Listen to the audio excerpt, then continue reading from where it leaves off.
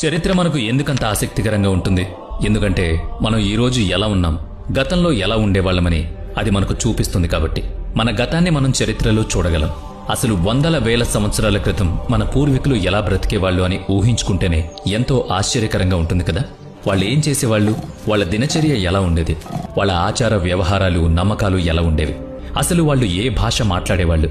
నీ మనసులో కూడా ఎప్పుడోకప్పుడు అలాంటి ప్రశ్నలు వచ్చే ఉంటాయి. అందుకే ఈరోజు ఈ వీడియోలో మనం 400 సంవత్సరాల క్రితం నాటి భారతదేశం గురించి, అప్పటి ప్రజల గురించి తెలుసుకుందాం. సుమారు 4000 ఏళ్ల క్రితం ఇండియన్ సబ్ కాంటినెంట్లో హరప్పా నాగరికత ఉచ్చస్థితిలో ఉండేది. ఆ కాలాన్ని గురించి చెప్పడానికి మన దగ్గర ఎటువంటి గ్రంథాలు లేవు. కేవలం పురావస్తు శాఖ వారికి దొరికిన ఆధారాల బట్టే ఆనాటి సమాజం ఎలా ఉండేదో మనం అర్థం చేసుకోగలం. అప్పటి ప్రజల జీవన విధానం చాలా సంపన్నంగా మరియు సౌకర్యవంతంగా ఉండేది. సామాజిక జీవితానికి కుటుంబమే ప్రధాన ఆధారం. హరప్పా త్రవ్వకాల్లో పురుషుల విగ్రహాల కంటే స్త్రీల విగ్రహాలు ఎక్కువగా లభించాయి. దీన్ని బట్టి చరిత్రకారులు ఏమంటున్నారంటే ఆనాటి కుటుంబాల్లో స్త్రీలకు ప్రత్యేక హక్కులుండేవని, లేదా అది మాతృస్వామ్య వ్యవస్థ అయ్యుండొచ్చని అంచనా వేస్తున్నారు. ఇక ఆహారం విషయానికొస్తే వాళ్లు శాకాహారం మరియు మాంసాహారం రెండూ తినేవాళ్లు. గోధుమలు, యావలు, బియ్యం, పప్పులు వారి ప్రధాన ఆహారం. అలాగే పాలు, గుడ్లు, ముఖ్యంగా దానిమ్మ, కొబ్బరి, పుచ్చకాయ వంటివి తీసుకునేవాళ్లు. అంతేకాకుండా గొర్రె, మేక, పంది, కోడి, బాతు ఇలాంటి జంతువులు, సగం కాలిన ఎముకలు కూడా అక్కడ లభించాయి. అంటే వాళ్ళు ఈ జంతువుల మాంసాన్ని కూడా తినేవాళ్లని స్పష్టం అవుతోంది. హరప్పా ప్రజలు కాల్చిన ఇటుకలతో లేదా మట్టితో రోడ్లను నిర్మించేవాళ్లు. ముఖ్యంగా పారిశుద్ధ్యం విషయంలో వాళ్ళు చాలా జాగ్రత్తలు తీసుకునేవాళ్లు. రోడ్ల పక్కన చెత్తను సేకరించడానికి గుంతలు తవ్వేవారు మరియు డస్ట్బిన్లు ఏర్పాటు చేశారు. మొహెంజదారోలోని ఒక వీధిలో రోడ్డుకు రెండు వైపులా అరుగుల వంటి నిర్మాణాలు కూడా నిర్మించారు. మొహెంజదారో వీధుల్లో కనిపించిన ఆ అరుగుల మీద కూర్చుని బహుశా దుకాణదారులు సామాన్లు అమ్ముకునేవారని అంచనా వేస్తున్నారు. ఇక్కడ మరో ఆసక్తికరమైన విషయం ఏంటంటే హరప్పా తవ్వకాల్లో చాలా పెద్ద ఇళ్లు మరియు చిన్న ఇళ్లు పక్కపక్కనే కట్టబడున్నాయి. ఆ సమాజంలో ధనికులు, పేదలు అనే తేడా లేదా వివక్ష లేదని చెప్పడానికి ఇదొక నిదర్శనం. హరప్పా ప్రజలు వేర్వేరు ఆకారాల్లో ఉన్న ఇళ్లలో నివసించేవారు. ప్రతి ఇంట్లోనూ తప్పనిసరిగా ఒక అంగన్ అంటే మధ్యలో ఖాళీ స్థలం ఉండేదన్నమాట. అంటే మన మండువాళ్లలాగా. ఆ ఇళ్ల తలుపులు, కిటికీలు ప్రధాన రోడ్డు వైపు కాకుండా చిన్న చిన్న సందుల్లో తెరుచుకునేవి. అక్కడ రెండంతస్తుల భవనాలున్నట్లు ఆనవాళ్లు కూడా లభించాయి. ఇంటి పైకప్పు మీదకు లేదా రెండో అంతస్తుకు వెళ్లడానికి మెట్లు కూడా ఉండేవి. స్నానం చేయడానికి వాళ్లు తమ ఇళ్ల పక్కనే ఇటుకలతో అవుట్డోర్ బాతింగ్ ప్లాట్ఫామ్ను ఏర్పాటు చేసుకున్నారు. వాటి మీద కూర్చుని వాళ్లు స్నానం చేసేవాళ్లు. భారతీయ సంస్కృతిలో అనాదిగా స్నానానికి ఎంతో ప్రాముఖ్యత ఉంది. ప్రతిరోజు స్నానం చేయడం మన ప్రాచీన అలవాటు. ఉదాహరణకు 4000 ఏళ్ల క్రితం మొహెంజదారోలో నిర్మించిన ఈ గ్రేట్ బాత్ని చూడండి. దీన్ని వాళ్లు మతపరమైన కార్యక్రమంలాగా భావించేవాళ్లు. ప్రజలు అక్కడ పవిత్ర స్నానాలు ఆచరించి మతపరమైన వేడుకల్లో పాల్గొనేవారు. తవ్వకాల్లో దొరికిన స్త్రీ పురుషుల మట్టి విగ్రహాలను బట్టి వాళ్ల జీవనశైలిని మనం అర్థం చేసుకోవచ్చు. హరప్పా ప్రజలు నూలు మరియు ఉన్ని వస్త్రాలను ధరించేవారని తెలుస్తోంది.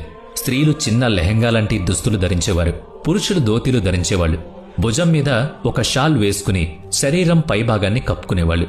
ఇక వారి మత విశ్వాసాల విషయానికి వస్తే మాతృదేవతకు అత్యంత ప్రముఖ స్థానం ఉండేది. ఆమెను సృష్టికి మరియు సంతానోత్పత్తికి చిహ్నంగా కొలిచేవారు. ఉదాహరణకు ఒక హరప్పా ముద్రపై ఒక స్త్రీ చిత్రం ఉంది. ఆమె గర్భం నుంచి ఒక మొక్క మొలకెత్తినట్లుగా అందులో చూపించారు. బహుశా ఆమెను వాళ్లు భూదేవిగా భావించుండొచ్చు. ప్రపంచంలోని ప్రాచీన నాగరికతలన్నీ వ్యవసాయం మీదే ఆధారపడ్డాయి. కాబట్టి పంటలను ఇచ్చే భూమిని వారు అత్యున్నత శక్తిగా ఆరాధించడంలో ఆశ్చర్యం లేదు. హరప్పాలో దొరికిన ఒక ముద్రలో ఒక స్త్రీ రావి చెట్టు కొమ్మల మధ్య నిల్చున్నట్లు ఉంది. చెట్టు కింద ఒక వ్యక్తి మేకను పట్టుకుని ఉండగా జనం గుమికుడు చూస్తున్నట్టుగా ఉంది. దీన్ని బట్టి వాళ్లు అమ్మవారి పూజలో జంతుబలి ఇచ్చేవారని, అలాగే రావి చెట్టును పవిత్రంగా భావించేవాళ్ళని చరిత్రకారులు అంచనా వేస్తున్నారు. ముద్రలపై ఎక్కువగా రావి చెట్టు బొమ్మలే కనిపిస్తాయి. మాతృదేవతతో పాటు వాళ్లు ఒక పురుష దేవుణ్ణి కూడా పూజించేవారు. మొహెంజదారోలో దొరికిన ఒక ముద్రపై యోగి ముద్రలో కూర్చున్న ఒక వ్యక్తి చిత్రం ఉంది. అతని తలపై కొమ్ములు కలిగిన కిరీటం ఉంది మరియు చుట్టూ అడవి జంతువులున్నాయి. అందుకే దీనికి పశుపతి ముద్ర అని పేరు పెట్టారు. దీని లక్షణాలు హిందూ దేవుడైన శివుణ్ణి పోలున్నాయి. శివుణ్ణి పశుపతి అని కూడా పిలుస్తాం. కాబట్టి హరప్పా వాసులు శివుని ఆది రూపాన్ని పూజించేవారని పండితులు అనుకుంటున్నారు. హరప్పా తవ్వకాల్లో ఎక్కడా దేవాలయాలు బయటపడలేదు. కానీ లోథల్, కాలింబగ్ వంటి చోట్ల యజ్ఞ వాటికలు కనిపించాయి. వాళ్లు అగ్నిని పవిత్రంగా భావించేవారు. బహుశా మంచి పంటల కోసం లేదా ప్రకృతి వైపరీత్యాల నుంచి రక్షణ కోసం అగ్నిదేవుణ్ణి ప్రార్థించేవారేమో. హరప్పా ముద్రలపై స్వస్తిక్ వంటి పవిత్ర చిహ్నాలు కూడా దొరికాయి. అలాగే దుష్టశక్తుల నుంచి బాధల నుంచి తప్పించుకోవడానికి వాళ్ళు తాయెత్తులు కట్టుకునేవారు. ఇలాంటి నమ్మకాలు నేటికి మన సమాజంలో ఉన్నాయి. ఇక మరణానంతరం క్రియల విషయానికి వస్తే 2 పద్ధతులుండేవి. ఒకటి శవాన్ని నేరుగా పూడ్చిపెట్టడం, రెండోది దహనం చేశాక బూడిదను కుండలో పెట్టి పూడ్చిపెట్టడం.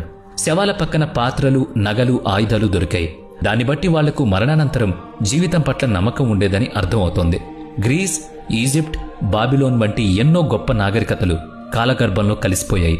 కానీ భారతీయ నాగరికత మాత్రం తన అస్తిత్వాన్ని కాపాడుకుంది. 4000 ఏళ్ల క్రితం హరప్పా ప్రజలు పాటించిన ఎన్నో ఆచారాలు, సాంప్రదాయాలు ఇప్పటికీ హిందూ ధర్మంలో కొనసాగుతూనే ఉన్నాయి. అందుకే గ్రామాల్లో ఉండేవారు వ్యవసాయం, పోషణ చేస్తే నగరాల్లో ఉండేవాళ్లు శిల్పకళ మరియు ఇతర వ్యాపారాలు చేసేవారు. హరప్పా ప్రజలు అద్భుతమైన కళాకారులు. వాళ్ళు మట్టి, లోహాలు, రాళ్లు, గాజు మరియు ఏనుగు దంతాలతో రకరకాల వస్తువులు తయారు చేసేవాళ్లు. పూసలు, ఆటబొమ్మలు, పాత్రలు, ఆభరణాలు, విగ్రహాలు వంటి అలంకరణ వస్తువులను చేసేవాళ్లు. అంతేకాకుండా కొందరు ఇటుకలు తయారు చేసేవాళ్లు, కొందరు రాత్రిపూట నగరానికి కాపలా కాసేవాళ్లు, మరికొందరు బండ్లు, చక్రాలు మరియు పడవలు తయారు చేసే పనిలో పడ్డారు. ఇక హరప్పా సమాజంలో కొందరు వ్యాపారులుగా, మరికొందరు పురోహితులు, జ్యోతిష్యులు, వైద్యులు మరియు ఇంద్రజాలికులుగా ఉండేవాళ్లు. అంతేకాకుండా మంచి నాణ్యమైన బట్టలు తయారు చేయడానికి అవసరమైన అద్భుతమైన నేత సాంకేతికత కూడా వాళ్ళకి తెలుసు. నగరాల్లో ఉండేవాళ్లు ఆహారం కోసం గ్రామాలపై ఆధారపడితే, గ్రామాల్లో ఉండేవాళ్లు తమ నిత్యావసర వస్తువుల కోసం నగరాల్లో తయారయ్యే ఉత్పత్తుల మీద ఆధారపడేవాళ్లు. ఇలా వారి మధ్య ఒక బంధం ఏర్పడింది. అసలు హరప్పా ప్రజలు ఏ భాష మాట్లాడేవారు? ఇది ఇప్పటికీ ఒక అంతుచిక్కని రహస్యం. ఎందుకంటే వారి లిపిని మనం ఇంకా చదవలేకపోయాం. వారి లిపిలో చిన్న చిన్న గుర్తులు, చిహ్నాలు ఉంటాయి. అందుకే చాలామంది పండితులు ఇది పిక్టోగ్రాఫిక్ అంటే బొమ్మల లిపి అని భావిస్తారు. అందులో అక్షరాలుండవు, కేవలం బొమ్మల ద్వారా భాషను చదవాలి. కానీ ఫిన్లాండ్కు చెందిన ఇండాలజిస్ట్ ఆస్కో పర్పోలా మాత్రం దీనికి ఒక భాష ఉందని నమ్ముతారు. వారి అంచనా ప్రకారం హరప్పా భాష ద్రవిడ భాష కుటుంబానికి చెందుండొచ్చు. మరికొందరు ఇది ఇండో ఆర్యన్ కుటుంబానికి చెందిందని లేదా సంస్కృతానికి ఆది రూపం అయి ఉండొచ్చని వాదిస్తున్నారు. ఆ లిపిని పూర్తిగా చదివేంత వరకు వాళ్ళు ఏ భాష మాట్లాడేవారో చెప్పడం కష్టం. ఆటగాళ్లు తమ బలాన్ని, ధైర్యాన్ని ప్రదర్శించడానికి పండుగలు, జాతర సమయాల్లో ఈ ఆట ఆడేవాళ్లు. 1926లో మొహంజదారోలో త్రవ్వకాల్లో ఈ విగ్రహం దొరికింది. దీనికి డాన్సింగ్ గర్ల్ అని పేరు పెట్టారు. ఈమె ఎడమ చేతి నిండా గాజులు వేసుకుని నాట్యం చేస్తున్న భంగిమలో ఉంది. దీన్ని బట్టి హరప్పా వాసులకు నాట్యం, సంగీతం అంటే ఎంతో ఇష్టమని మనం చెప్పొచ్చు. యుగం ఏదైనా, నాగరికత ఏదైనా పిల్లలందరిలో ఒక కామన్ విషయం ఉంటుంది. అదేంటంటే వాళ్లకు ఆటలన్నా బొమ్మలన్నా ఎంతో ఇష్టం. హరప్పా పిల్లలు కూడా ఇందుకు మినహాయింపు కాదు. అక్కడ జరిగిన తవ్వకాల్లో కాల్చిన మట్టితో చేసిన ఎన్నో బొమ్మలు దొరికాయి. మట్టితో చేసిన ఎద్దుల బండ్లు మరియు చక్రాలు దొరికాయి. ఇవి పిల్లల ఆట వస్తువులే కాదు, ఆనాటి రవాణా సాధనాలకు నిదర్శనాలు. అలాగే ఇప్పటికీ మన పిల్లలు ఆడుకునే బొంగరాలు, చక్రాల మీద నడిచే జంతువుల బొమ్మలు, బంతులు మరియు ఈలలు కూడా అక్కడ దొరికాయి. హరప్పా ప్రజల జీవనానికి వ్యవసాయమే ప్రధాన ఆధారం. తవ్వకాల్లో గోధుమలు మరియు యవలు, గింజలు దొరికాయి. అంటే వాళ్లు ప్రధానంగా వీటిని పండించేవారని అర్థమవుతోంది. అక్కడ నూలు వస్త్రాలు, ఆనవాళ్లు కూడా లభించాయి. దీన్ని బట్టి వాళ్లకు పత్తి పండించడం కూడా తెలుసని స్పష్టమవుతోంది. వ్యవసాయంతో పాటు పశుపోషణ వాళ్ల ప్రధాన వృత్తి. చాలా రకాల అడవి జంతువులు మరియు పెంపుడు జంతువుల ఎముకలు అక్కడ లభించాయి. పాల కోసం ఆవులు, గేదెలు, మేకలు పెంచేవారు. మాంసం మరియు తోలు కోసం మేకలు, గొర్రెలను పెంచేవారు. ఇక పొలం దున్నడానికి, బరువులను లాగడానికి ఎద్దులు మరియు దున్నపోతులు వాడేవారు. కుక్కలు, పిల్లులను పెంపుడు జంతువులుగా చూసుకునేవారు. భారతదేశ చరిత్రలో పట్టణీకరణ లేదా నగరాల పుట్టుక మొట్టమొదట హరప్పా నాగరికతలోనే జరిగింది. నగర జీవితం అనేది ముఖ్యంగా శిల్పకళ, పరిశ్రమలు మరియు పనితనం మీద ఆధారపడి ఉంటుంది. ఇక అప్పటి స్త్రీలు జుట్టును కొప్పులాగా కట్టుకునేవారు లేదా రకరకాల జడలు వేసుకునేవాళ్లు. పురుషుల విగ్రహాలను చూస్తే కొన్నిటికి జుట్టున్నట్లేదు లేదా తలపాగా వంటిది చుట్టుకున్నట్టు కనిపిస్తోంది. కానీ అప్పటి పురుషులు పొడవాటి జుట్టు, గడ్డం, మీసాలు పెంచుకునేవారని ఒక అంచనా. ఉదాహరణకు సిల్ఖడి రాయితో చేసిన మొహంజదారోలోని ఈ ప్రసిద్ధ విగ్రహాన్ని చూడండి. ఈ విగ్రహానికి ప్రీస్ట్ కింగ్ స్టాచ్యూ అని పేరు పెట్టారు. ఆశ్చర్యకరమైన విషయం ఏంటంటే ఆనాటి ప్రజల మధ్య అద్దాలు మరియు దువ్వెనల వాడకం కూడా ఉండేది. మొహంజదారోలో మహిళలు కళ్లకు కాటుక పెట్టుకునేవాళ్లు.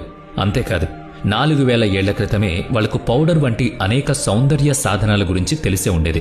హరప్పా నాటి స్త్రీలు రకరకాల ఆభరణాలు ధరించేవారు. రాగి, కాంస్యం, ఏనుగు దంతాలతో చేసిన గాజులు, రాళ్ల పూసలతో చేసిన హారాలు, రాగి ఉంగరాలు, వడ్డాణాలు మరియు చెవికమ్మలు వేసుకునేవాళ్లు. ఇక్కడొక ఆసక్తికరమైన విషయం బయటపడింది. పాకిస్తాన్లోని నౌషరు మరియు మొహర్గర్ ప్రాంతాల్లో హరప్పా కాలం నాటి స్త్రీల మట్టి విగ్రహాలు దొరికాయి. వీటి పాపిటలో ఎరుపు రంగు ఉండడం గమనించారు. భారతదేశంలో మహిళల పాపిట్లో సింధూరం పెట్టుకునే ఆచారం హరప్పా నాగరికత సమయం నుంచే వస్తుందని మనకు అర్థమవుతోంది. అలాగే ఆనాటి ప్రజలు ఇళ్లల్లో మంచాలు, కుర్చీలు, స్టూల్స్ మరియు చాపలను కూడా వాడేవారు. హరప్పా ప్రజలు చాలా ఉల్లాసంగా వినోదాన్ని ఇష్టపడేవారు. ఖాళీ సమయాల్లో ఆడుకోవడానికి మట్టి, రాయి మరియు ఎముకలతో చేసిన పాచికలు వాడేవాళ్లు.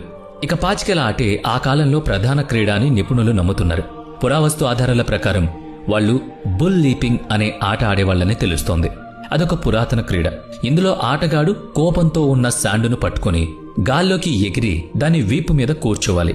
ఇది చాలా ప్రమాదకరమైన విన్యాసం.